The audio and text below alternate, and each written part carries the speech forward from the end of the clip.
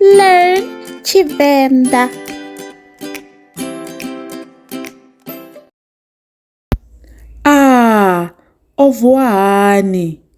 Vuwa hani.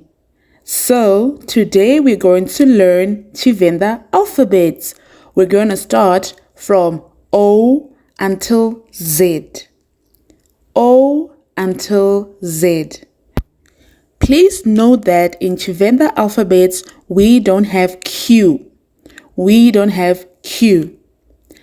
Are you ready to learn? Let's go! The first letter is O.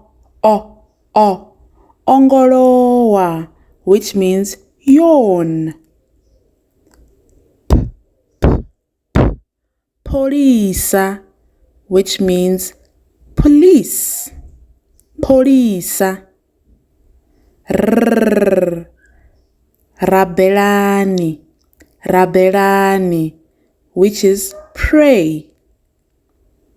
Swigiri, which is sugar. Chidulo, for tea. Chidulo, which is a chair.